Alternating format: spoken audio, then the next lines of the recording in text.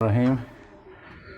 Introduction to Accounting PRC 4 lecture number कितना है भाई? थ्री। चलो जी, बिस्मिल्लाह। अच्छा जी, अब आप लोगों की पार्टिसिपेशन आज से इंशाल्लाह स्टार्ट है। बताएं जी, अकाउंटिंग की डेफिनेशन कौन बच्चा बताएगा भाई? बता भाई। The process of recording business transaction. ठीक है, और बिजनेस क्या होता है जी भाई? आपने तो ऑनलाइन में शिफ्ट नहीं कर लिया? नहीं करना? कल आपके फादर आए थे ना? अच्छा, और दूसरा जी भाई।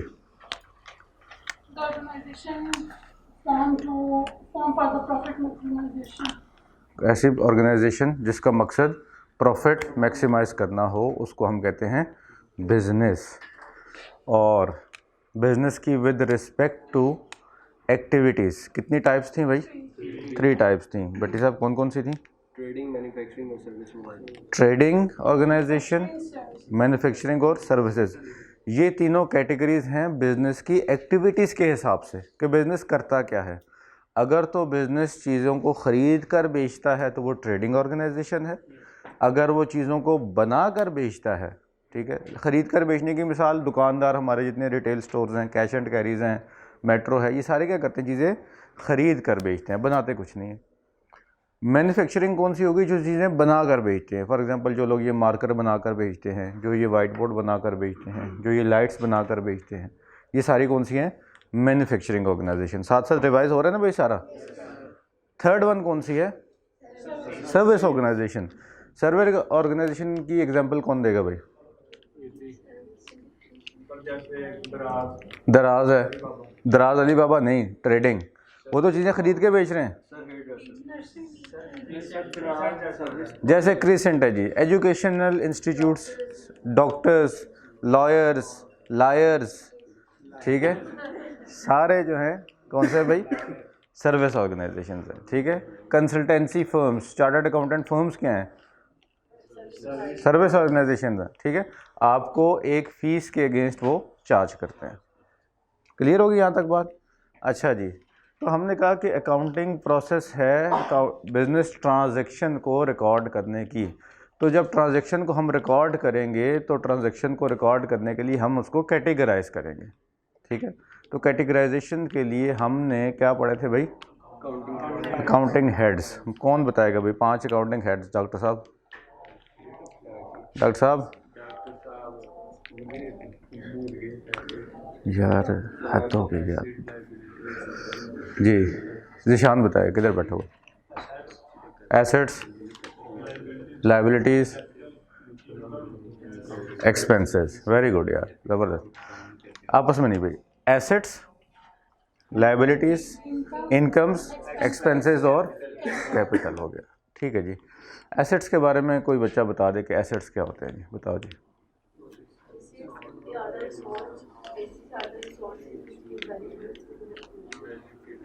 Assets are resources owned by the business that give benefit in future। ठीक है, owned by का लफ्ज़ क्यों इम्पोर्टेंट है? इसलिए कि अगर ये कॉन्सेप्ट आपके जहन में क्लियर नहीं होगा तो आप जब ट्रांजैक्शन आएगी तो उसका ट्रीटमेंट गलत कर देंगे। ठीक है, फॉर एग्ज़ाम्पल एक बिल्डिंग है, अगेन वही एग्ज़ाम्पल रिपीट कर रहा हूँ ताकि आपके जहन में बैठ जाए। अगर ये ओन्ड नहीं है तो इस पे जो हमारा मंथली रेंट जा रहा है वो क्या है? हमारा एक्सपेंस है, खर्चा हो रहा है, तो हम उसको एक्सपेंस के हेड में लिखेंगे। और अगर यही बिल्डिंग हम ख़रीद के ओन कर ले, पैसे तो फिर भी दे रहे हैं ना, डजेंट मैटर कि अमाउंट ज़्यादा है या कम है, अमाउंट तो हमसे ही जा रही है ना। तो अगर हमारे ज़हन में ये बात क्लियर होगी कि हम इसको ओन कर रहे हैं तो फिर हम उसको क्या लिखेंगे? एज एन एसेट लिखेंगे, एसेट के हेड में लिखेंगे। क्लियर होगी बात जी? अच्छा जी, तो resource owned by the business that will give future benefit is called an asset. और एसेट की हमने 2 टाइप्स पढ़ी थी। कौन कौन सी थी भाई? Current assets and non current assets. Non current assets में कौन कौन सी थी भाई? होता क्या है नॉन करंट एसेट? जिसकी लाइफ 1 साल से ज़्यादा हो, वो कोई भी चीज़ हो सकती है, building, land and building, plant and machinery, furnitures and fixtures, equipments, ठीक है, व्हीकल्स, गाड़ी लेंगे 1 साल से ज़्यादा चलेगी, ठीक है। तो ये सारे हमारे कौन से हो गए भाई, नॉन करंट एसेट्स। और एसेट्स की दूसरी कैटेगरी कौन सी थी, करंट एसेट्स। करंट एसेट्स कौन से होते हैं जी, that will give benefit within 1 year, only 1 year नहीं, ठीक है, विद इन 1 ईयर, 1 साल के अंदर अंदर हमें वो फ़ायदा दे देंगे। उनमें सबसे पहली चीज़ हमने क्या पढ़ी थी भाई, स्टॉक्स, इन्वेंट्री। जो हमारी चीज़ें हैं हमने सेल करने के लिए, बेचने के लिए ख़रीदी हैं, ये विद इन इंशाल्लाह 1 ईयर बिक जाएंगी, सेल हो जाएगी और हमें इसका प्रॉफिट और पैसे आ जाएंगे। एक ये चीज़ होगी। Second, cash. कैश हमारी पॉकेट में हर टाइम पड़ा है, ठीक है, इसको हार्ड कैश भी कहते हैं, लिक्विड कैश भी कहते हैं। जब भी ज़रूरत पड़ी आपकी जेब में पैसे हैं, आपका दिल कर रहा है आज हम सर को कोई ट्रीट दें, फ़ौरन जाएंगे, बेनिफिट हो जाएगा। कोई एग्जांपल पसंद नहीं आई, एग्जांपल को अदर वे राउंड करते हैं। आपका दिल कर रहा है कि सर आज हमें ट्रीट दें, ये एग्जांपल ज़्यादा बेहतर है, ठीक है। मेरी जेब में कैश पड़ा है, जैसे ही मैं जाके पे करूँगा आपको अच्छी अच्छी खाने की चीज़ें मिलेंगी, फ़ौरन बेनिफिट हो जाएगा। अब ठीक है एग्जांपल, ठीक है जी, मैं माजरत चाहता हूँ अगली दफ़ा मैं एहतियात करूँगा एग्जांपल देते हुए, ठीक है जी। अच्छा, करंट एसेट्स में कैश और बैंक भी हो गया, ठीक है। डेटर्स कौन लोग हैं जी, जो चीज़ें हमने उधार पे बेची हैं, वो जिनसे पैसे लेने हैं वो हमारे क्या हैं, डेटर्स हैं। और डेटर्स भी हमारे क्या हैं भाई, करंट एसेट्स। और ये करंट एसेट्स क्यों हैं, 1 साल के अंदर अंदर हमें बेनिफिट आ जाना है, ठीक है जी। कोई ऐसा बच्चा तो नहीं है जो इस रश में, खामोशी में दब गया हो कि यार मुझे तो ये सब कुछ आता नहीं है, पर सारे बोल रहे हैं तो ठीक ही कह रहे होंगे, हैं? है कोई ऐसा मिस्कीन, कोई नेक आदमी है? समझ आ रही है, ठीक हो गया। अच्छा जी, तो ये हमारी एसेट्स की बात कंप्लीट होगी। नेक्स्ट हमारा हेड क्या था भाई, लायबिलिटीज़। जी, क्या होती है जी liability, an obligation to pay someone in future as a result of past event, ठीक है। माजी में हमने कोई ऐसा काम किया, माजी 1 मिनट पहले भी हो सकता है, मैंने 1 मिनट पहले किसी से कर्जा लिया, फ्यूचर में पे करना, पास्ट इवेंट हो जाएगा। जी बेटे, डेटर 1 साल से ऊपर हो सकता है, लेकिन एक नॉर्मल बिजनेस में, हमने ये चीज़ वैसे डिस्कस की है, एक नॉर्मल बिजनेस में आप चाहेंगे कि आपसे पैसे को बंदा उधार लेके जाए, या आपकी कोई दोस्त या सहेली आपसे उधार ले और आपको 1 साल ना दे, कोशिश तो यही होगी ना बिजनेस पॉइंट ऑफ व्यू से।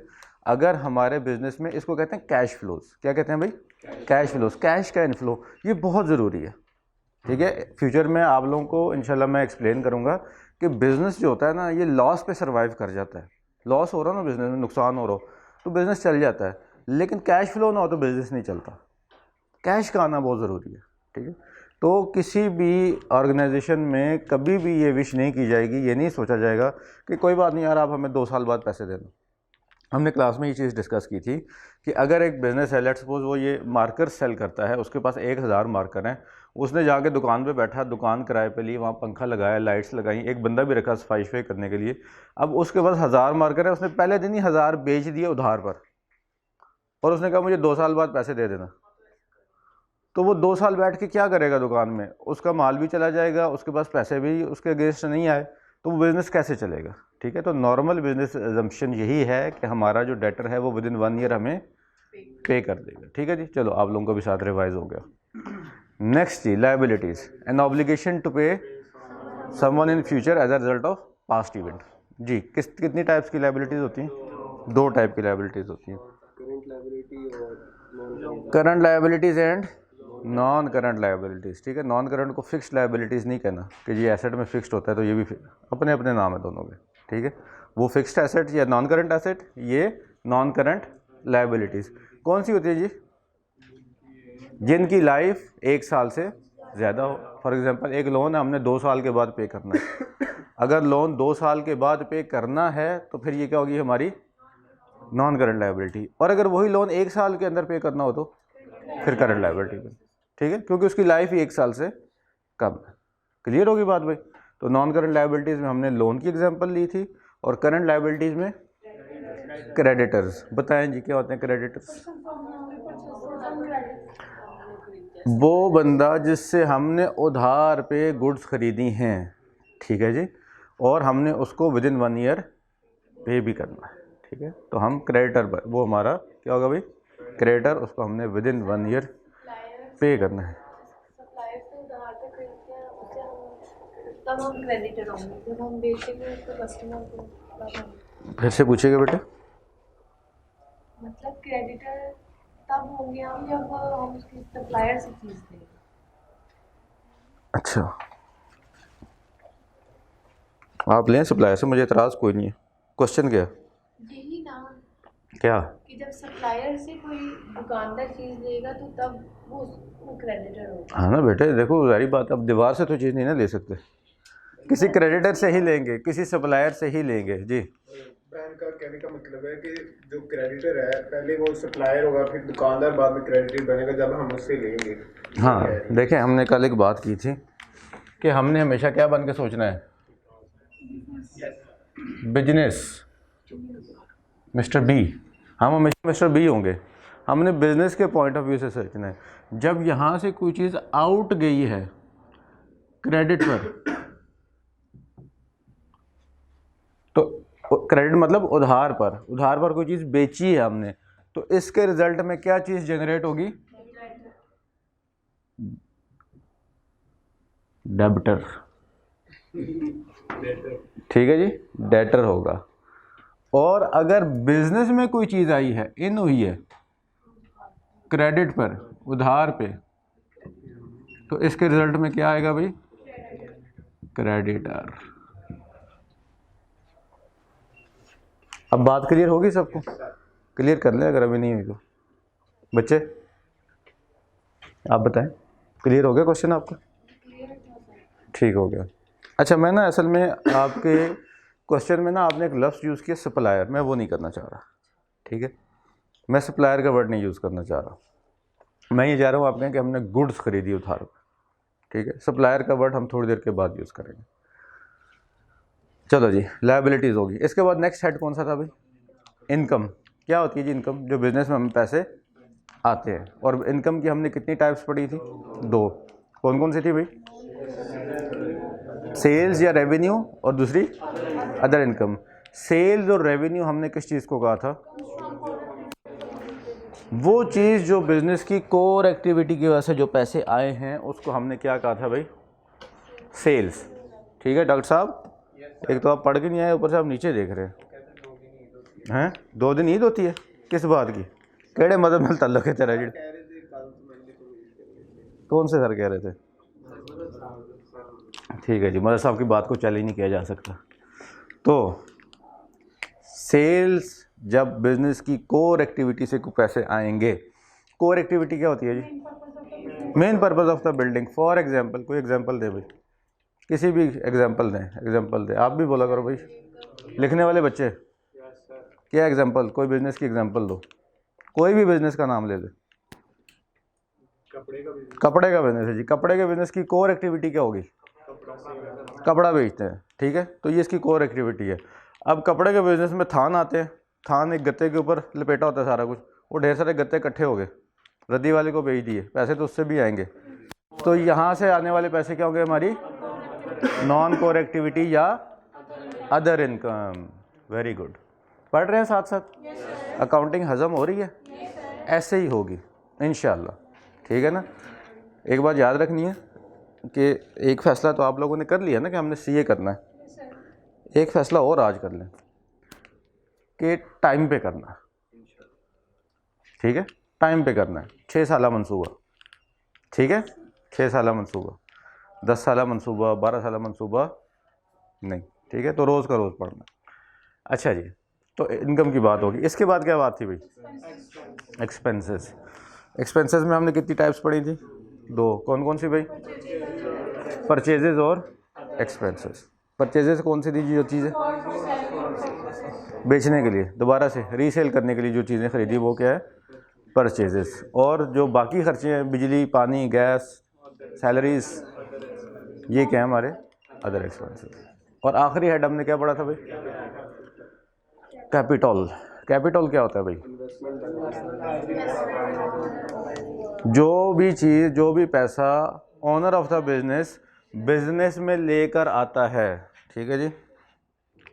मियाँ साहब की एग्जांपल ली थी हमने, मियाँ साहब के साथ आज हम किसी और की एग्जांपल लेंगे जी। खान साहब, खान साहब, खान साहब बिजनेस में यार, क्योंकि ये ना आप समझो कि सर कुछ ऐसी वो दिखा रहे हैं, ठीक है। आज हमारे पास एक खान साहब है, इनका कोई नाम नहीं है। इनका नाम क्या है? इमरान। इनका नाम है खान साहब, ठीक है। क्या नाम है जी? खान साहब। इनका नाम है बड़े खान साहब, ठीक है। तो खान साहब बिजनेस में जो पैसा लेके आएंगे, ये क्या होगा भाई? कैपिटल होगा जी। और अगर बिजनेस से खान साहब बीइंग एन ओनर कोई चीज़ निकालते हैं तो वो क्या होंगी? ड्राइंग्स। ये बेसिकली हेड एक ही है, ठीक है, लेकिन ये ड्राइंग्स जो है ये कैपिटल का समझ लें, ऑपोजिट वाइस वर्सा, ठीक है। हेड कैपिटल ही है, कैपिटल के अंदर ही ड्राइंग्स आती हैं, इसी में से निकलेगा जो कुछ निकले। जारी बात है, कुछ लाएंगे तो वापस लेंगे ना, खाली बिजनेस में से क्या लेकर जाएंगे। तो ये हमारी कैपिटल हो गई जी। अच्छा, यहाँ पर हमने एक बहुत इंपॉर्टेंट कॉन्सेप्ट पढ़ा था, सेपरेट एंटिटी कॉन्सेप्ट, ठीक है जी। सेपरेट एंटिटी कॉन्सेप्ट क्या था कि बिजनेस और ऑनर दो अलग अलग लोग हैं। ये भी एक इंसान है और बिजनेस भी एक आर्टिफिशियल पर्सन है, एक मसनूई इंसान है, ठीक है। हम अकाउंटेंट किसके हैं? बिजनेस के हैं, ठीक है। और हमने ये कहा था कि सेपरेट एंटिटी कॉन्सेप्ट के तहत हम हर वो ट्रांजैक्शन हम रिकॉर्ड करेंगे। अकाउंटिंग की डेफिनेशन अपने जहन में लेकर आएंगे, the process of recording business transaction. Business में बैठकर जो भी बिजनेस के अंदर कोई चीज़ आएगी या बाहर जाएगी या कोई भी ट्रांजैक्शन अगर होगी, वो हमने अपने पास रिकॉर्ड कर लेनी है। बीइंग एन अकाउंटेंट यही हमारी जॉब है। इस बंदे की ज़ाती ज़िंदगी में जो कुछ भी हो रहा है हम वो रिकॉर्ड नहीं करेंगे। इस बंदे ने बिजनेस में से 10,000 रुपये निकाल लिए, हम ये रिकॉर्ड करेंगे। क्यों? ड्राइंग है, बिजनेस में से निकल रही है, बिजनेस में से बाहर हो रही है। लेकिन ये खान साहब ने जब जेब में 10,000 रुपये डाल लिए, बाहर गए, उन्होंने बच्चों को ट्रीट दे दी, उन्होंने इम्तियाज़ से शॉपिंग कर ली, उन्होंने कुछ भी कर लिया, हम उसको रिकॉर्ड नहीं करेंगे। हमारी बिला से वो घर की ग्रॉसरी करें, सारे पैसे कपड़ों पे लगा दें, जूतों पे लगा दें, हम उसको रिकॉर्ड नहीं करेंगे। क्लियर होगी बात? ये हमारा अब तक का जितना हमने पढ़ा था सारा रिवाइज हो गया। यहाँ तक किसी बच्ची को कोई इशू हो तो आप मुझसे शेयर कर सकते हैं। बताओ भाई, जो आज आया है शाह जी।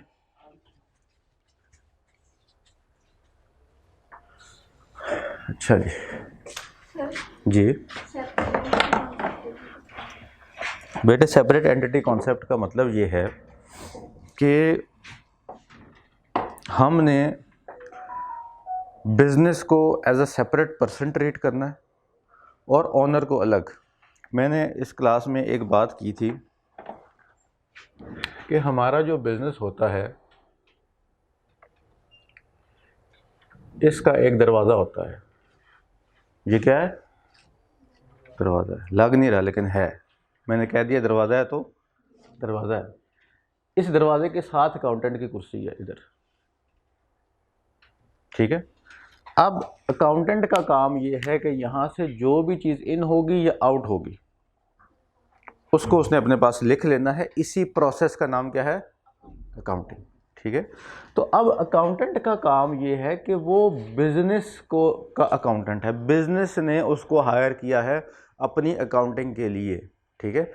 कल हमने ये बात की थी कि अगर आप इतने जहन में ये बात नहीं लानी कि मुझे रखा तो मालिक नहीं है ना, मैंने जाके मालिक को इंटरव्यू दिया, बिजनेस को थोड़े इंटरव्यू दिया दीवारों को। हम उस एस्पेक्ट की बात नहीं कर रहे, हम तो बिज़नेस की जो फाइनेंशियल ट्रांजैक्शंस हैं हम उनकी बात कर रहे हैं कि जब एक बंदा बैठेगा, लेट्स सपोज आपने कंपनी ज्वाइन कर ली क्रिसेंट कॉलेज ऑफ अकाउंटेंसी के, आप एम्प्लॉय बन गए, आप क्रिसेंट के एम्प्लॉय बन गए, आपके पास एक रजिस्टर दिया गया, उस रजिस्टर के ऊपर लिखा हुआ है क्रिसेंट कॉलेज, और आपको ये ड्यूटी दी गई कि आपने इसके ऊपर सारी ट्रांजैक्शंस रिकॉर्ड करनी है, ठीक है। लेट्स सपोज मैं अगर क्रिसेंट का ऑनर हूँ और मैं क्रिसेंट में पैसे लेकर आया हूँ है बेटे, तो आपने वो रिकॉर्ड कर लेने, लिख लेने हैं आप। अब वो पैसे यहाँ पर आ गए, उस पैसे के साथ बिजनेस जो भी करेगा वो सारा आपने रिकॉर्ड करना है। उस पैसे में से अगर मैं कोई चीज़ घर लेकर जाता हूँ तो बिजनेस में से निकाल रहा हूँ ना, वो आपने यहाँ पे बेटे लिख लेनी है, ठीक है। लेकिन कॉलेज की दीवार से बाहर होकर मैं उन पैसों के साथ क्या करता हूँ, वो मेरी पर्सनल लाइफ है, उसको बिजनेस के साथ इंटरफेयर नहीं करना चाहिए। उधर मैं जाकर वो पैसे खर्च करूँ, फेंक दूँ, जला दूँ, जो मर्जी कर दूँ। आप अकाउंटेंट किसकी हैं, किस कॉलेज की? क्रिसेंट। आपको नहीं पता कि असद, अब्दुल्ला, उमैर, अंजुम, फलाना फलाना कौन है, आपको कुछ पता नहीं। आपको क्या पता है कि मैंने किसकी अकाउंटिंग करनी है? क्रिसेंट की। ये जो दोनों को अलग अलग ट्रीट करना है, इसको क्या कहते हैं? Separate entity concept. अब बात क्लियर हुई? फिर भी कोई क्वेश्चन है तो आप बता दें। नहीं क्लियर हो गया बेटे? अच्छा जी, इसके बाद हमने ये पढ़ा था कि एसेट्स ऑफ द बिजनेस, जो हमने एक अकाउंटिंग हेड पढ़ा है, assets, they will always be equal to capital plus liabilities. कल मैंने गलती से ना लायबिलिटी लिख दिया था, लायबिलिटीज एक से ज़्यादा होगी ना। अच्छा जी, एसेट क्या था? Resource owned by the business.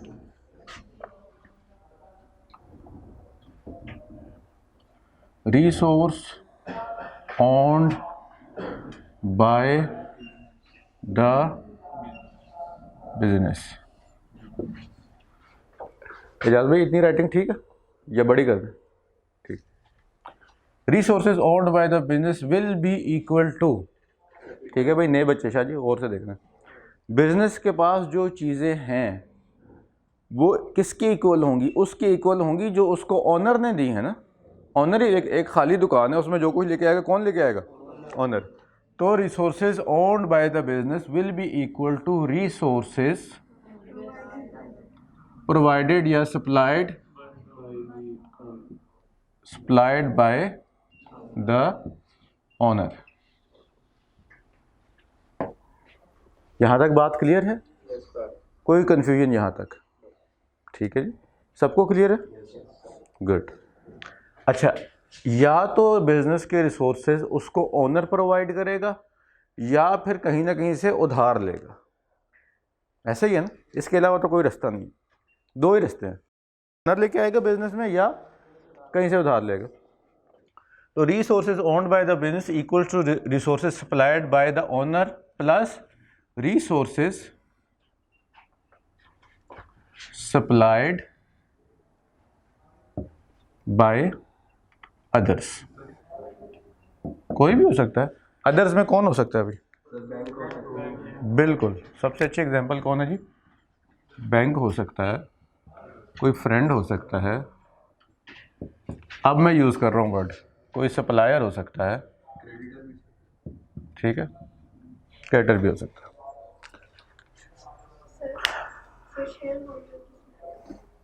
Share holder owner of the business होता है, वो कैपिटल में आता है, ठीक है। अभी जिनको इस क्वेश्चन की समझ नहीं आई वो समझे ये क्वेश्चन हुआ ही नहीं है, ठीक है। पूछा है इसने? नहीं पूछा। किसी को आवाज़ आई है? नहीं, कोई बात ऐसे ही ऊपर से कहीं से आवाज़ आई है, ठीक है जी। क्लास में जिन्नात भी हैं, ठीक है। हैं? कहता है एक मेरे साथ बैठा है। नहीं, मैंने कई सालों से रह रहा हूँ। ये बदरू है, जिन नहीं है। अच्छा जी, तो assets owned by the business will be equal to resources supplied by the owner plus resources supplied by any other person. अब इसको ना थोड़ा सा एब्जॉर्ब करते हैं प्रैक्टिकल एग्जांपल से, फिर आगे चलते हैं। ये एक बिज़नेस है, इसमें एक 2 एसी लगे हुए हैं इस क्लासरूम में। ये बिज़नेस के एसी हैं, बिज़नेस के ही है ना। Resources owned by the business है, ये दोनों AC resources owned by the business हैं। ये किसने प्रोवाइड किए हैं?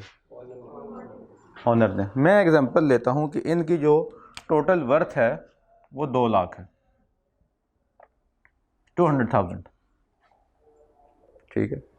ये इक्वल होंगे क्योंकि ये ऑनर लेके आया है, तो कैपिटल के इक्वल ही होंगे, सारी बात।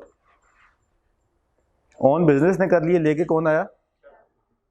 ऑनर लेके आया, तो इसलिए हमने कैपिटल में लिख दिए।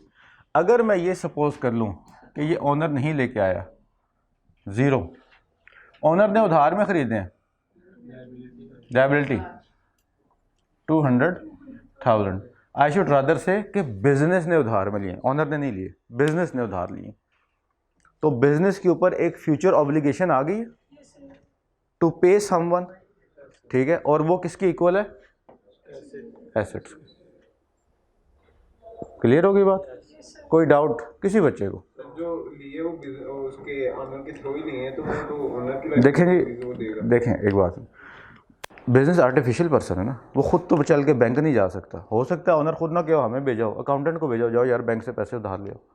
इट डजेंट मैटर कि कौन गया था। क्वेश्चन जो मैटर करता है वो ये है कि जब आपने बैंक से ये एसी उधार लिए, तो बैंक ने एक डॉक्यूमेंट बनाया होगा कि ये कौन बंदा उधार पे लेके जा रहा है। उस डॉक्यूमेंट पे किसका नाम आया? बिजनेस का नाम आया। ABC लिमिटेड लेकर गया है, ABC प्राइवेट लिमिटेड लेकर गया है, बंदे का नाम नहीं आएगा उसके ऊपर, ठीक है। तो ये बिजनेस की लायबिलिटी है, बिजनेस ने वापस पे करनी। क्लियर होगी बात? अच्छा, अब इसमें ऐसे भी तो हो सकता है कि जो हमारा ओनर है,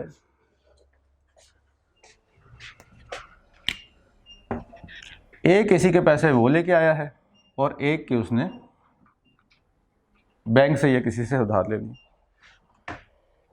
ऐसे भी तो हो सकता है ना। तो उस केस में भी अकाउंटिंग इक्वेशन क्या होगी?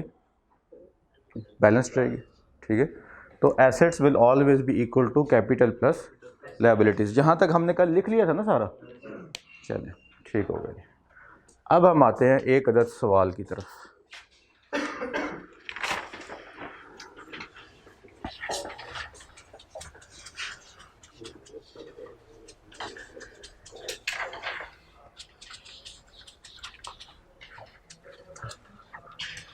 मेरे अजीज़ हमवतनों, कल हमने जाते जाते एक डुअलिटी कॉन्सेप्ट पढ़ा था, ठीक है जी।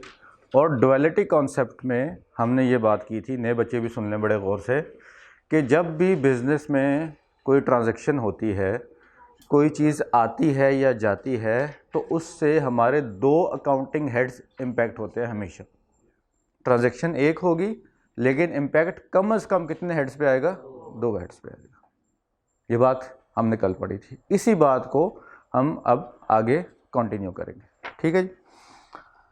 अच्छा जी, क्वेश्चन नंबर 1 है हमारे पास। ये मैंने आप लोगों को एक फ़ोटोकॉपी दी है जी बेटे, वही डिस्कस कर रहे हैं, अभी स्टार्ट कर रहे हैं discussion. Question number 1, mister A started business of fitness gym on 1 जनवरी 2009, ठीक है जी। मिस्टर ए जो थे, उन्होंने एक जिम स्टार्ट किया। अच्छा, अब आप लोगों को मैंने कल एक बात की थी कि जब भी क्वेश्चन आना है ना, आपने फ़ौरन बिजनेस में जाके बैठ जाना। अब आप ये लाइन पढ़ते ही ना, आपने फ़ौरन अपना माइंड सेट कर लेना है कि मैं एक जिम का अकाउंटेंट हूँ। जिम का अकाउंटेंट क्या बेचेगा भाई लोगों को? सर्विसेज बेचेगा। Very good. कोई वो उनकी उसकी वेट उठा के थोड़े दे देगा भाई यार साथ घर ले जाओ, आओ इस्तेमाल करो, फीस दे दो। तो सर्विस बिजनेस की हम एग्जांपल ले रहे हैं, ठीक है जी। तो फिटनेस जिम के आप अकाउंटेंट है। His transactions for the month of January are as follows. उसने कुछ ट्रांजैक्शंस की जिनकी लिस्ट ये नीचे दी गई है। रिक्वायरमेंट है, एंड पे रिक्वायरमेंट पढ़ें।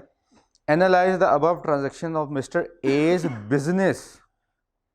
मिस्टर ए के बिजनेस की ट्रांजैक्शन को एनालाइज करें एंड प्रिपेयर अकाउंटिंग इक्वेशन, ठीक है। अकाउंटिंग इक्वेशन क्या होती है भाई?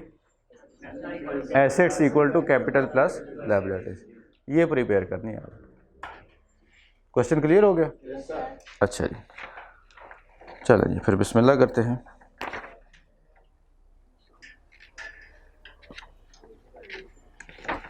फर्स्ट जनवरी,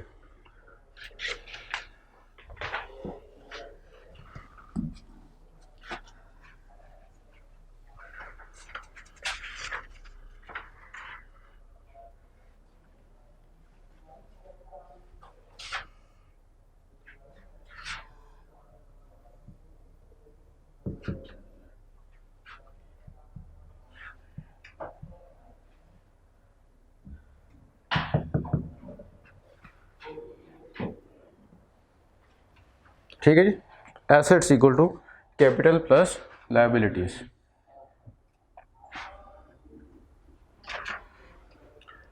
फर्स्ट जनवरी को क्या हुआ था जी? 1 जनवरी को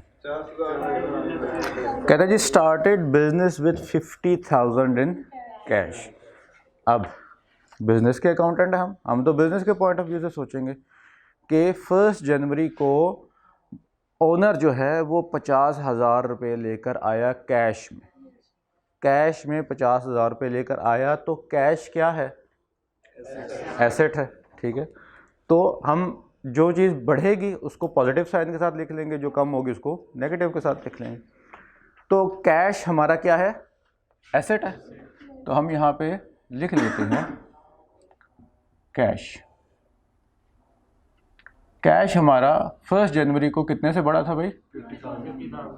50,000 से बढ़ गया, इसलिए हमने पॉजिटिव लिख दिया। तो एक हेड कौन सा इंपैक्ट हुआ है इस एक ट्रांजैक्शन से? कैश। इसके साथ और क्या चीज़ इंक्रीज हुई है?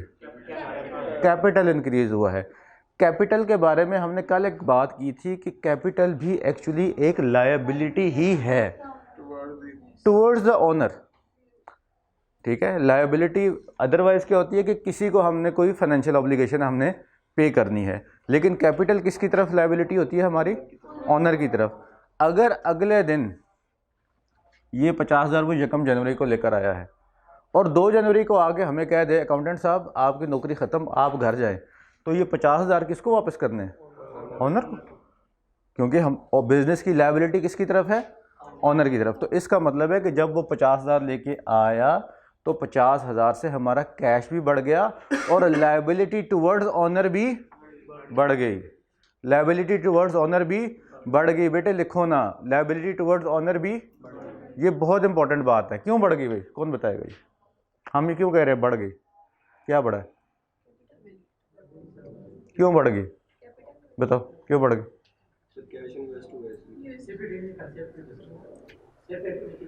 सेपरेट एंटिटी कॉन्सेप्ट के तहत हमने किसी को पैसे देने हैं। जब कहते हैं ना बंदा यार मेरे ऊपर इतना उधार बढ़ गया है, इसका क्या मतलब होता है कि मैंने उधार ज़्यादा ले लिया, अब ज़्यादा देना भी है, तो लायबिलिटी बढ़ गई ना। इसलिए हम इसको लिखेंगे, यार स्केल ले लूँ या ऐसे नाप के लिखूँ? बढ़ गया 50,000। यार वो गन बड़ा पड़ जाता वैसे ना सारा वो। ठीक है जी, क्लियर होगी बात? ये ट्रांजैक्शन सबको क्लियर हुई है या नहीं? सोचें एक दफ़ा, कोई क्वेश्चन है तो पूछ लें।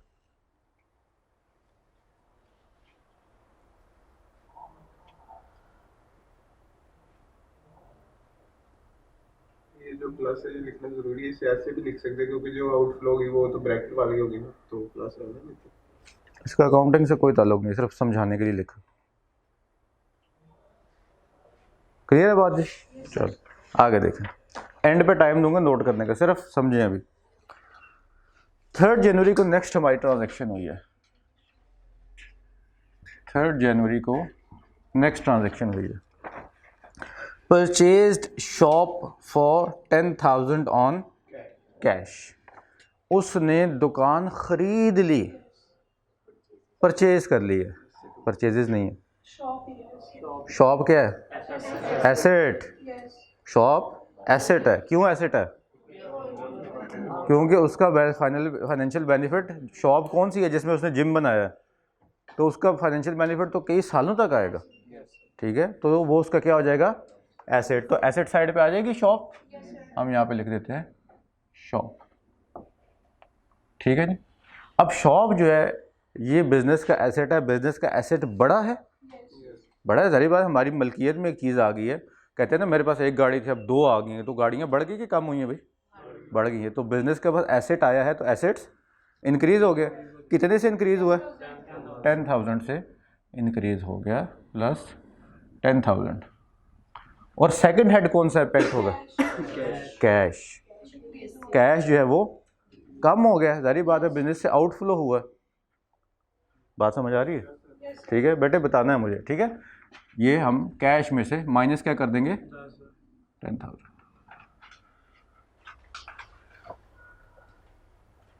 क्लियर होगी बात भाई? बिजनेस की ना साथ अपने जहन में एक नक्शा बना ले।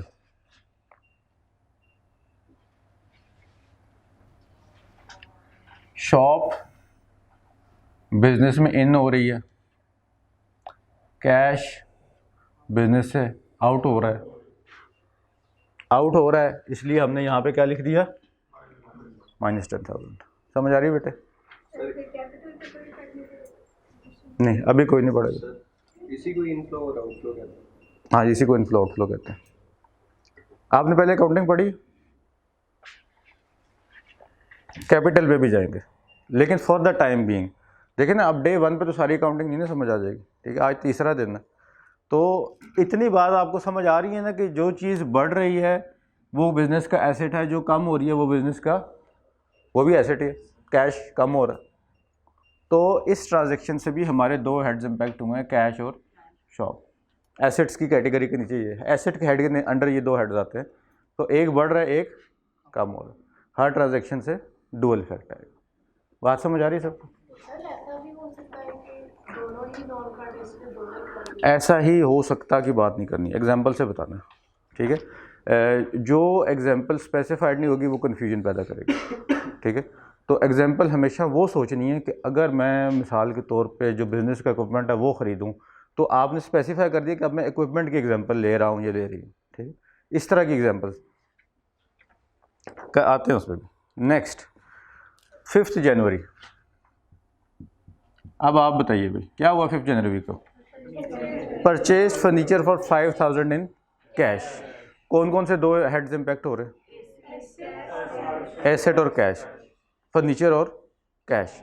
फर्नीचर आ रहा है तो इसका मतलब फर्नीचर बढ़ रहा है। यहाँ पर लिख देते हैं फर्नीचर। 5 जनवरी को फर्नीचर कितने से इंक्रीज किया भाई? 5,000 से। और क्या कम हुआ? कैश कम हुआ कितने से? 5,000 से। क्लियर होगी बात होगी? ठीक है जी। अच्छा जी, purchased equipment for 5,000 on cash, ठीक है जी। अब इक्विपमेंट बढ़ेगा और कैश कम होगा। और कैश कम होगा, तो हम नेक्स्ट हेड किसका बनाएंगे? इक्विपमेंट का। इक्विपमेंट कितने से? डेट क्या थी? 8 जनवरी। 8 जनवरी को ये हुआ। तो इक्विपमेंट कितने से इंक्रीज किया? 5,000 से। और कैश डिक्रीज हुआ कितने से? 5,000 से।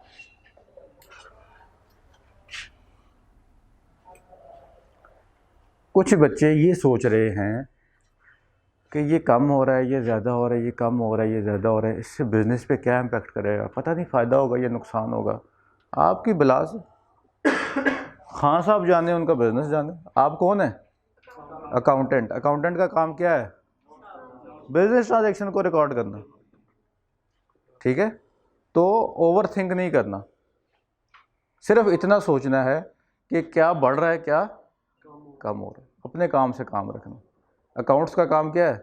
रिकॉर्ड रखना। अकाउंट्स का काम ये नहीं है बिज़नेस प्रॉफिट में जा रहा है, नुकसान में जा रहा है, सही बेच दिया, गलत बेच दिया, महंगा ख़रीद लिया, सस्ता मिलता था, मेरे अंकल की दुकान थी वहाँ से नहीं लिया। Nothing to worry. Basic definition, दरवाजे पे बैठना है टू रिकॉर्ड द बिजनेस, बस। हमें नहीं पता। चलो जी, 10 जनवरी 10th जनवरी को purchase equipment for ₹15,000 on credit. Liability, क्या जन्नती लोगों को समझ, कन्फर्म जन्नती हो हैं जी। इक्विपमेंट बढ़ रहा है क्योंकि 15,000 का इक्विपमेंट आ गया बिजनेस के अंदर, और लायबिलिटी भी बढ़ रही है। कर्जा चढ़ गया सर के ऊपर कि 15,000 किसी को देने हैं, ठीक है जी। लायबिलिटी किसी के ज़हन में ये तो नहीं आ रहा लायबिलिटी कम हो गई है? लायबिलिटी बढ़ गई है ना भाई, हमारे पास तो उधार बढ़ गया है। तो 10 जनवरी को हमारा यही इक्विपमेंट कितना और आ गया? 15,000। पहले हमारे पास सिर्फ डंबल थे, अब हमने साथ क्या ख़रीद लिया है? बेंच प्रेस की मशीन भी ख़रीद ली है। 15,000 बढ़ गया। ठीक है। और इसके साथ क्या बढ़ा है भाई? लायबिलिटी। कितने से बढ़ी है? 15,000 से।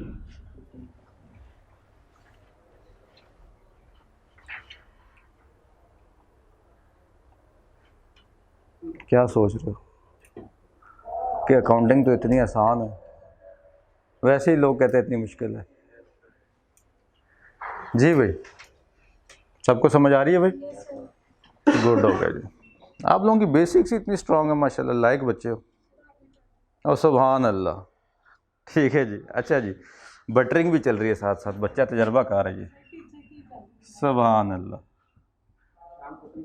शाम को पीसी भी देखा। ठीक है जी, ठीक है। वैसे जितनी उम्र कम होती है ना, बंदा उतना मुखलिस होता है।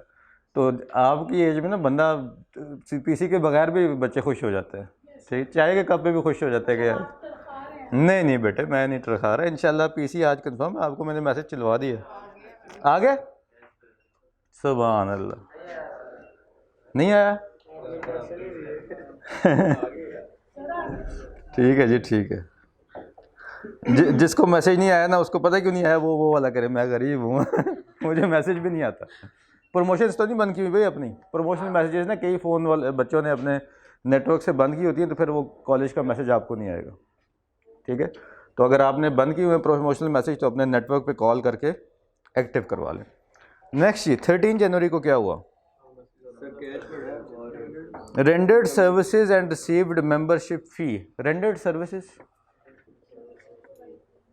सर्विस प्रोवाइड की। सर्विस पर क्या सर्विस प्रोवाइड की? जिम की सर्विस। हम जिम के अकाउंटेंट हैं, तो लोग आए, उन्होंने जिम किया, बॉडी बनाई, ठीक है। एक दिन जिम आए, अगले दिन बाहर ऐसे करके चल रहे थे, हैं? ऐसे ही होता है ना, जिम के पास से भी गुजरते बाधा से ऐसे कर लेते हैं और डड्डू बन जाते हैं। ठीक है जी। तो ये लैक्टिक ऐसे, एक तो डॉक्टर ने ज़िंदगी हिसाब की थी, ठीक है ना। जितने मेरे दोस्त डॉक्टर ना, ये खाएगा इसमें इतनी कैलोरीज होती हैं फलाने में, खुद तो मेरे से ज़्यादा बीमार है। ठीक है, लोगों ने मशवरे दिए जाते हैं, नलायक सारे डॉक्टर। बहुत नलायक कौम है, मैं आपको बताऊँ, बहुत ही नलायक कौम है। मतलब है कि 40 साल से कम उम्र के डॉक्टर को तो पता ही कुछ नहीं ना होता। ठीक है ना, वो मुन्ना भाई नहीं कहता, कान के डॉक्टर को पता ही नहीं है कि टांग में क्या चल रहा है, टांग वाले को ये नहीं पता सर में क्या चल रहा है। ठीक है, कोई फ़ायदा नहीं है, नलायक लोग हैं। बहरहाल, हमने जब सर्विसेज रेंडर की तो वो बेसिक कॉन्सेप्ट जो हमने डे 1 पे पढ़ा था, यहाँ पे मैंने डायग्राम बनाई थी कि सर्विसेज बिजनेस में हम अपनी सर्विस के अगेंस्ट एक फ़ी चार्ज करते हैं। ठीक है, और फ़ी जो है वो क्या है? रेवेन्यू है। ठीक है जी, एक मिनट पानी पी लूँ मेरा, और मैं इस क्वेश्चन को देख भी बंद कर देंगे। अच्छा जी, तो जब हमने सर्विसेज रेंडर की तो हमने एक अकाउंटिंग हेड पढ़ा था, सेल्स और रेवेन्यू का। उसका क्या था हेड? सेल्स, रेवेन्यू और अदर इनकम का हेड क्या था? इनकम। तो इनकम का हेड इफेक्ट होगा, इनकम का हेड इफेक्ट होगा। एक तरफ हमारी कैश बढ़ गया, एक तरफ हमारी इनकम बढ़ गई, सेल्स बढ़ गई। अब इस अकाउंटिंग इक्वेशन में इनकम का हेड है ही नहीं, कहीं नज़र आ रहा है? कहीं भी नहीं। ठीक है, तो इसके अंदर हमने समझना ये है, एक छोटा सा कॉन्सेप्ट है।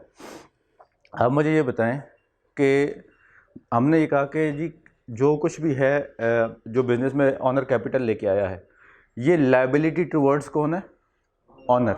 कैपिटल जो वो लेके आया वो लायबिलिटी टुवर्ड्स ऑनर है। और हमने ये कहा कि अगर अगले दिन, मतलब 10 जनवरी को ये सारी काउंटिंग हमने कर ली, 10 जनवरी को ऑनर कहता है मैंने कल से बिजनेस नहीं करना, तो ये जितना कैश पड़ा है ये किसका है? शॉप किसकी है? फर्नीचर किसका है? इक्विपमेंट किसका है? सब कुछ हम, और बिजनेस किसको दे देगा? ऑनर को, कि ये भाई आप ले जाए। तो भाई जितनी सेल हुई है वो किसको देगा? सेल के अगेंस्ट जो फीस आई है वो किसको देगा? ऑनर को ही दे देगा ना। तो बेसिकली हम ये कहेंगे कि सेल्स का बढ़ना, सेल्स या रेवेन्यू आप कर लें, रेवेन्यू का बढ़ना एक्चुअली कैपिटल का बढ़ना है। सेल्स का बढ़ना या रेवेन्यू का बढ़ना एक्चुअली किसका बढ़ना है? कैपिटल का। क्योंकि जो कुछ हम सेल्स के अगेंस्ट रिसीव कर रहे हैं it is ultimately payable to the owner of the business. Business ने आगे ये ऑनर को दे देना है। हमारे पास ये एक लायबिलिटी बन गई है कि हमारे पास जो चीज़ बढ़ी है हमने इसको आउटफ्लो करना है, फ्यूचर में इसका बेनिफिट किसी और को देना है। ये कॉन्सेप्ट समझ आ गया? क्लियर हो गई बात? तो फॉर द टाइम बीइंग, क्योंकि इसमें इनकम का हेड नहीं है, हम क्या करेंगे कि सेल्स और रेवेन्यू को as an increase in capital record करेंगे। बात क्लियर? अब पढ़ें इस ट्रांजेक्शन को दोबारा से। रेंडर्ड सर्विसेज, जारी बात है लोगों ने आके जिम किया है, लोग मंथली पैकेज ले लेते हैं, 3 महीने का पैकेज ले लेते हैं, तो उन्होंने मेंबरशिप फ़ीस पे की है कितनी? 20,000। तो 20,000 से 13 जनवरी को एक तो सबसे पहले हमारा कैश बढ़ा है भाई कैश, और दूसरी क्या चीज़ बढ़ी है? कैपिटल बढ़ा है पेएबल टुवर्ड्स द ऑनर। ठीक, हमने एक बात ये डिस्कस कर ली कि बिजनेस के अंदर जो कुछ भी है वो अल्टीमेटली किसका है? ऑनर का। आप इस डेट पे ही एग्जांपल ले लें कि 13 जनवरी को जब ये फ़ीस आ गई, हमारा ऑनर जो था वो बहुत बड़ा फ्रॉडिया था, उसने कहा अब पैसे आ गए, जिम बंद करके भाग जाता हूँ। तो ये जितना कैश है ये कौन लेके जाएगा? पेएबल टुवर्ड्स कौन है? बिजनेस ने अपने पास तो यही रिकॉर्ड करना है ना। अब देखें इसके अगेंस्ट मैं और क्या चीज़ इंक्रीज कर सकता हूँ? मेरे पास है ही कुछ नहीं ना, ना इक्विपमेंट बढ़ा है ना फर्नीचर बढ़ा है। क्या बढ़ा है? तो क्या बढ़ा है? मेरी लायबिलिटी टुवर्ड्स ऑनर बढ़ गई है। जो पैसे मेरे पास आए हैं वो अल्टीमेटली मैंने ऑनर को देने हैं, तो मैं अपने पास रिकॉर्ड करूँगी ये पैसे मैंने ऑनर को देने। क्लियर होगी बात? ठीक है, वो अगली बात है नहीं सोचनी कि ऑनर को देने हैं नहीं देने हैं, वो घर ले जाएगा क्या करेगा। बस सिर्फ इतना सोचना है कि हमारे पास जो सेल्स के अगेंस्ट बात आई है, जब भी सेल्स या रेवेन्यू बढ़ेंगे तो क्या बढ़ेगा?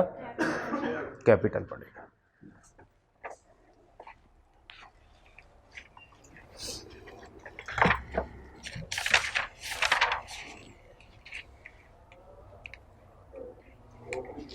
अगर ये जो 20,000 कैपिटल है ऑनर के सर, अगर वो बिजनेस में ना लगे और देखें जब अभी आगे ये ट्रांजैक्शन आ रही है, लास्ट ट्रांजैक्शन यही है, ठीक है। अभी इसको करते हैं, चले अभी नेक्स्ट देखें जी। अच्छा जी 17th पे क्या कर रहा है वो? पेड फॉर इक्विपमेंट पढ़ा जी। नंबर 17 जनवरी को क्या हुआ? Paid for the equipment ₹15,000 which was purchased on 10th January. 10th जनवरी को देखिए क्या हुआ था? हमने उधार पे ख़रीदी थी। ये देखिए ये हमने लिखा हुआ उधार पे 15,000 पे हमने क्या इंक्रीज़ किया था यहाँ पे अपने पास? इक्विपमेंट। 17 तारीख को हम वापस पे कर रहे हैं, उसको उधार उतार रहे हैं 17 जनवरी को। तो जब पे करेंगे तो कैश कम होगा, ठीक है जी। तो कितने से कैश कम हो रहा है भाई? कैश कम हो रहा है 15,000 से। और जब हमने ये इक्विपमेंट बाय किया था तो उधार पे किया था। हमने कहा था हमारी लायबिलिटी है वो 15,000। देखे सब बच्चे देखो 15,000 नज़र आ रहा है? ये लायबिलिटी के अंदर बेटे आप लिखो नहीं, 15,000 नज़र आ रहा है। ये हमने लायबिलिटी रिकॉर्ड की थी 10 जनवरी को। आज हमने पे ऑफ कर दी तो 15,000 से कैश कम हुआ है, तो 15,000 से लायबिलिटी भी तो ख़त्म होगी ना, कम होगी है 15,000 से। तो हम क्या लिख देंगे? माइनस 15,000। बेटे अभी हम इंटरेस्ट के टॉपिक में तो अभी पहुंचे ही नहीं। हमारा अच्छा दोस्त था, उसने कहा नहीं लूँगा इंटरेस्ट। उसने कहा मुझे अल्लाह से डर लगता है, मैं इंटरेस्ट नहीं लूँगा। ख़त्म हो गया। हम अच्छे लोग हैं, अच्छी अच्छी बातें करते हैं, ठीक है। अभी इंटरेस्ट नहीं, कॉम्प्लिकेशन नहीं, बिल्कुल सिंपल ट्रांजैक्शन। हमें ये क्लियर होना चाहिए क्या चीज़ इंक्रीज़ हो रही है क्या डिक्रीज़ हो रही है, ठीक है। तो 15,000 का जब हमने क्रेडिट वापस किया तो इससे हमारा कैश भी डिक्रीज़ हो गया और हमारी लायबिलिटी भी डिक्रीज़ हो गई। बात समझ आ रही है? सो रहा है यार, सोना नहीं है, जो सोता है वो खोता है। कौन सा, उर्दू वाला कि पंजाबी वाला? ऐसे नहीं करना भाई, किसी को कुछ नहीं कहना। अपनी नेकिया नवाज शरीफ को मुफ्त में मत दो भाई। अच्छा जी, 17 जनवरी के बाद 26 जनवरी को paid electricity expense of gym ₹3000 in cash. Electricity का बिल हमने पे किया, किस हेड के अंदर आता है ये? किस हेड के अंदर आता है? एक्सपेंस के अंदर आता है। एक्सपेंस में कौन कौन से एक्सपेंस हमने पढ़े हैं? परचेजेज और अदर एक्सपेंसेस। परचेजेज वो होती हैं जो हम बेचने के लिए चीज़ें खरीदते हैं। हम तो ट्रेडिंग बिजनेस में है ही नहीं, हम तो सर्विसेज प्रोवाइड कर रहे हैं। तो ये कौन सा एक्सपेंस होगा? अदर एक्सपेंस होगा। अच्छा, अब अदर एक्सपेंस का यहाँ पे कोई कॉलम नहीं, ठीक है।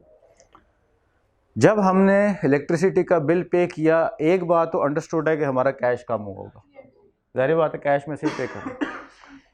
ये जो कैश था अगर बिल पे ना करते तो ये किसको जाता?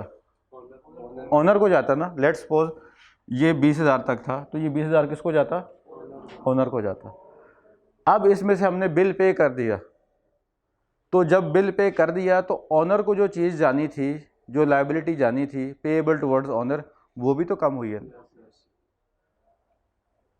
बात समझ आ रही है कि हमारा? आपको नहीं समझ आ रही? हम कह रहे थे कि जब सेल्स आती है तो वो अल्टीमेटली पेएबल किसको होती है? ओनर को। तो जब सेल ही कम होगी, हमारे पास जो कैश था वो ही कम हो गया, तो जब वो कम हुआ तो जो पेएबल टुवर्ड्स ओनर था वो भी तो कम होगा ना, तो लायबिलिटी डिक्रीज होगी, ठीक है। और लायबिलिटी जो ओनर की तरफ पेएबल लायबिलिटी होती है उसको हम क्या कहते हैं? कैपिटल कहते हैं। उसको क्या कहते हैं भाई? कैपिटल कहते हैं। दोबारा से सुन लें, दोबारा से सुन लो भाई। नीचे देखते रहोगे, लिखते रहोगे तो समझ नहीं आएगी, ठीक है। सिर्फ कंसंट्रेट करके कॉन्सेप्ट क्लियर कर लें, फिर इंशाल्लाह लिखने का बहुत टाइम है आपके पास। दोबारा से सुन लें। हमने बिजनेस में कोई सेल की और हमें 10,000 रुपये कैश आया। ऑनर ने कहा कि बस बिज़नेस मैं आज से नहीं कर सकता, तो वो 10,000 किसको जाएगा? ऑनर को। तो इसलिए हमने उसको रिकॉर्ड किया था as payable towards the owner, as capital record किया था। लेकिन ऑनर के आने से पहले ही एक शख्स आ गया, उसने कहा जी मैंने ये काम किया था, 2,000 रुपये मेरी मजदूरी तो दे दें। तो हमने उस कैश में से निकाल को, दरवाजे पे जो अकाउंटेंट बैठा है उसने कैश में से 2,000 दे दिया उसको। जब उसने कैश में से 2,000 उसको दे दिया तो कैश 2,000 से कम हो गया, कितना रह गया? 8,000। लेकिन जब 10,000 आया था तो उसने तो कैपिटल में 10,000 रिकॉर्ड किया था ना, तो क्या अब ओनर को वो 10,000 ही देगा? नहीं, कितने देगा? तो इसको भी तो 2,000 से कम करेगा ना। तो एक्सपेंस का अल्टीमेटली इफेक्ट कहाँ पे आएगा? कैपिटल में। अब बात समझ आइए? गुड हो गया। तो इसका मतलब ये है कि जब एक्सपेंस इंक्रीज करेगा तो कैपिटल डिक्रीज करेगा, ठीक है। ये बात यहाँ हमें रखनी है कि सेल्स बढ़ेगी, रेवेन्यू बढ़ेगा तो कैपिटल बढ़ेगा, अगर एक्सपेंस बढ़ेगा तो कैपिटल कम हो जाएगा। अब मेरा ख्याल है कोई डाउट नहीं रह गया, वो क्लियर होगी डॉक्टर साहब बात सारी? ठीक है जी। तो ये किस डेट को ये हादसा पेश आया जी? 26 जैन को। 26 जैन को क्या कम हुआ भाई? हमारा कैश कितने से? 3,000 से, और साथ ही हमारा क्या कम हो गया? कैपिटल भी कम हो गया, कितने से? 3,000 से। जेब से तो नहीं ना दे सकते ओनर को, उसको तो कहेंगे भाई कम हो गया तुम्हारा पेएबल जो तुम्हें। समझ आ रही है बात भाई? ठीक हो गया जी। अगली एग्जांपल फिर ऐसी है, उस पर और क्लियर हो जाएगा। 27 को हमने टेलीफोन का एक्सपेंस पे किया। 27 को क्या कम हुआ भाई हमारा? कितने से? 2,000। मैं एक एग्जांपल यहाँ पे देता हूँ, फिर बच्चे नीचे देख रहे हैं। बेटे मैं इधर समझा रहा हूँ, आप नीचे देख रहे हैं। जब ये कैश कम हो गया और मैंने यहाँ पे -2,000 लिख दिया और कैपिटल में से माइनस नहीं किया, तो क्या मैं अभी देखिए टोटल कितना बनते हैं? 50 + 20 70 - 3 67 हो गया। मैं क्या ओनर को 67,000 पे करूँगा?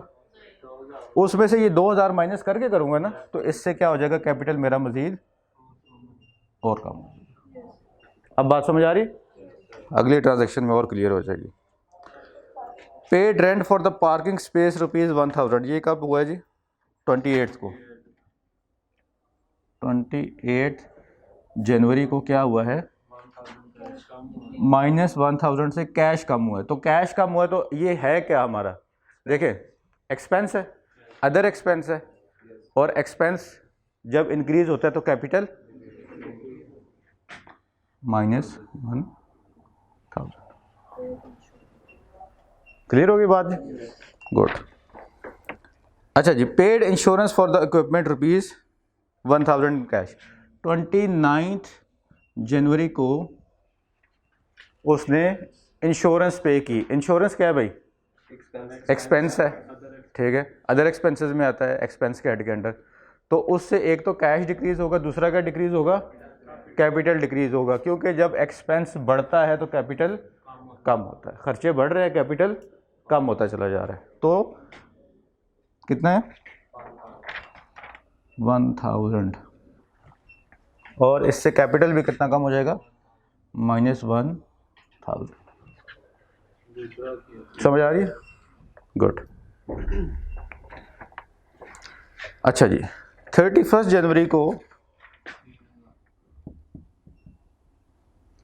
31 जनवरी को क्या हुआ कि withdrew ₹3000 from business for his personal use in cash. Drawings, ज़ाती इस्तेमाल के लिए पैसे निकाल रहा है, ठीक है।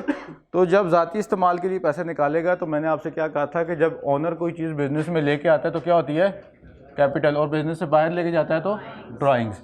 बाहर अपने ज़ाती यूज़ के लिए लेके जाता है तो क्या होती है, ड्राइंग्स, ठीक है जी। तो 31 जनवरी को उसने ड्राइंग्स की, तो ड्राइंग्स का तो हेड नहीं है, लेकिन ये किसके अंडर आएगा, कैपिटल के अंदर, ठीक है। ड्राइंग्स कैपिटल का ही हिस्सा होती हैं, लेकिन जो हम मेन हेड है वो लिखेंगे कैपिटल। तो कितने से कम हो गया भाई, 3000 है। 3000 से हमारा कैश भी कम हो गया, और 3000 से हमारा कैपिटल भी कम हो गया। कैपिटल इसलिए कम हो गया कि अब हमने जो पैसे ओनर को देने थे उसमें से वो 3000 ले गया है पहले ही, ठीक है बेटे। लेट्स सपोज अगर हमने किसी को 15,000 रुपये देने हैं और उसमें से वो 5,000 हमसे ले जाए, तो पीछे कितने रह जाएंगे, 10,000। तो इसमें भी ऐसे ही है कि ओनर के जो हमने पैसे देने थे उसमें से 3,000 वो अभी ले गया है, बाकी बाद में ले जाएंगे। सर इंश्योरेंस एक्सपेंस क्यों ऐसे क्यों है? इंश्योरेंस एक्सपेंस इसलिए कि इंश्योरेंस फॉर 1 ईयर पे होती है, साल की पे करते हैं। लेकिन अगर गाड़ी की इंश्योरेंस कराएं तो हमें एक पैकेज मिलता है कि अगर डैमेज हो गया तो वो रिपेयर करें, तो ये फ्यूचर में बेनिफिट नहीं। देखो, एक तो अभी ना हमारा टॉपिक नहीं है, लेकिन सिर्फ इतना समझाने के लिए मैं आपको बता दूं कि आपका इंश्योरेंस का जितना भी पैकेज हो आप पर ईयर ही पे करते हैं, ठीक है। तो वो आपके एक्सपेंस में आ जाए, उस ईयर की इंश्योरेंस आपने पे कर दी, उस साल के एक्सपेंसेस में से माइनस हो गया। ये जो आगे हम एक्रूवल कॉन्सेप्ट पढ़ेंगे, ये जो एक्सपेंस आपने पे किया है ये इस साल के लिए पे किया है ना, कि इस साल गाड़ी को कुछ हो गया तो इस साल के लिए पे किया है, तो लेस देन 1 ईयर है, तो इसलिए एक्सपेंस में काउंट होगा, ठीक है जी। अच्छा जी, तो यहाँ तक हमारी बात क्लियर होगी भाई, कोई क्वेश्चन यहाँ तक? टाइम क्या हुआ ज़रा एग्जैक्ट टाइम बताना। 5 मिनट रह गए, 9 मिनट, ठीक है जी। इसको जी करें जी टोटल कितना जी, 25,000 हो गया जी, 25,000, माजरत थोड़ा नीचे है, ये हो गया 10,000, ये हो गया 5,000, फर्नीचर 5,000, इक्विपमेंट 20,000 का है हमारे पास। बस ये एसेट्स टोटल हो गए, कितने बन गए, 35, 60 हो गए टोटल। इसका हो गया इक्वल्स टू 60,000। इस तरफ आ जाए, इसका टोटल करें, कितना, ये कितना बन रहा है,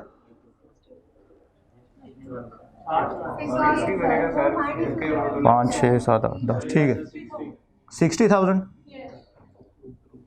और लाइबिलिटीज़ क्या है हमारी, 0। तो assets equals to capital plus liabilities.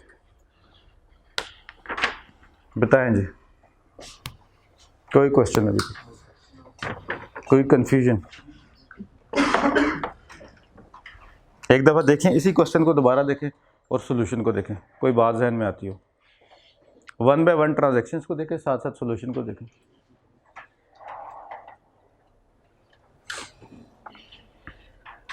Haris समझ आइए, सही कितने परसेंट, 100 में से कितने परसेंट आइए, 100% आइए। सर ड्राइंग्स के लिए पर्सनल यूज़ का होना जरूरी है? जी ड्राइंग्स के, ये बहुत अच्छा क्वेश्चन है जी। अगर लिखा हो कि विद ड्रू लेकिन साथ ये ना लिखा हो पर्सनल यूज़, तो वो एज अ ड्राइंग नहीं ट्रीट होगा, फिर जो लिखा होगा वो वैसे treat. Withdrew to buy something.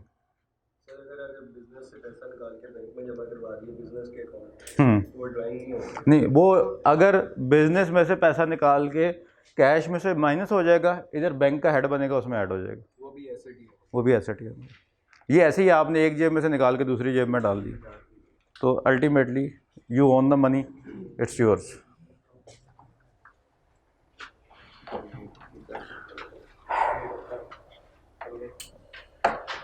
जी भाई, क्वेश्चन कोई क्वेश्चन नहीं है? अच्छा जी,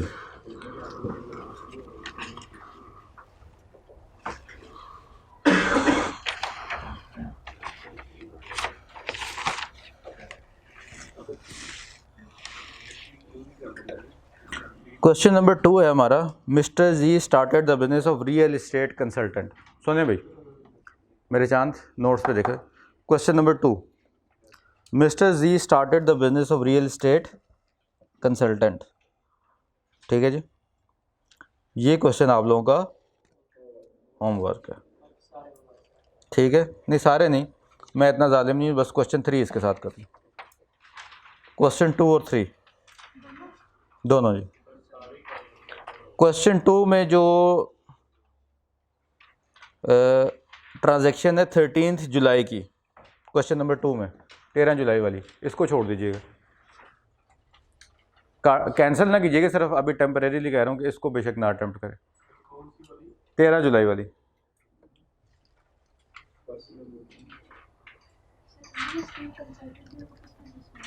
सर्विस प्रोवाइडर में, ये देखें ना, आपने हॉस्टल लेना है, जाते हैं रियल एस्टेट वाले के पास कि हमें हॉस्टल ढूंढ दो, वो कहता है ठीक है 5,000 रुपये फीस लूँगा, ढूंढ दूँगा हॉस्टल आपको, तो सर्विसेज प्रोवाइड करता है। ठीक है, अभी हम ना ट्रेडिंग के किसी क्वेश्चन पे नहीं जा रहे, अभी हम सिर्फ सर्विस में रह के कर रहे हैं सारा कुछ। जी भाई, 13 जुलाई वाला, और ये आगे जो है ना अंजुम वाला क्वेश्चन, इसमें भी अगर कोई आपको इशू है किसी ट्रांजैक्शन में, मोस्टली में नहीं आएगा, लेकिन अगर किसी में आए तो बेशक छोड़ दीजिएगा, लेकिन करके सब लोग लाएंगे। सबसे पहले कल क्लास में आते ही ना होमवर्क चेक होगा। ठीक है, होगा क्या, अकाउंटिंग में रूटीन आपकी यही रहेगी कि आपने क्वेश्चन को लिख के अटैम्प्ट करना है, और लिख के अटैम्प्ट करने के बाद जब आप उसमें फंसेंगे नहीं ना जब तक, तब तक आपका कॉन्सेप्ट क्लियर नहीं होगा। अगर आप क्वेश्चन पढ़ के ऐसे सोल्यूशन देखेंगे, अच्छा इसकी ये एंट्री थी बस ठीक है, तो इस तरह आपका कॉन्सेप्ट कभी भी नहीं बिल्ड होगा जब तक आप क्वेश्चन को अटैम्प्ट नहीं करेंगे। ठीक है, हमारे पेपर में मोस्टली MCQs हैं। ठीक है, हम जो तैयारी करेंगे, अभी तो हम कॉन्सेप्ट्स पढ़ रहे हैं, कॉन्सेप्ट्स के बाद हम प्रैक्टिस हमने स्टार्ट कर दी है, लेकिन इसके साथ साथ हम बुक रीडिंग भी मैं आपको दिया करूँगा। ठीक है, क्योंकि MCQs में बहुत सारी ऐसी छोटे छोटे माइनर पॉइंट्स हैं जो बुक से टेस्ट करता है, तो हमने तो एग्ज़ाम पॉइंट ऑफ व्यू से प्रिपरेशन करनी है, तो क्वेश्चन भी अटैम्प्ट होने चाहिए और थियोरेटिकल पार्ट भी आपको क्लैरिटी के साथ आना चाहिए। ठीक है, तो इंशाल्लाह आहिस्ता आहिस्ता हम रीडिंग्स पर भी जाएंगे। मार्कअप क्या होता है? मार्कअप इंटरेस्ट को कहते हैं, सूद को। ठीक है जी, कल जो इसमें क्वेश्चन होगा वो कल करेंगे। ठीक है जी, थैंक यू वेरी मच।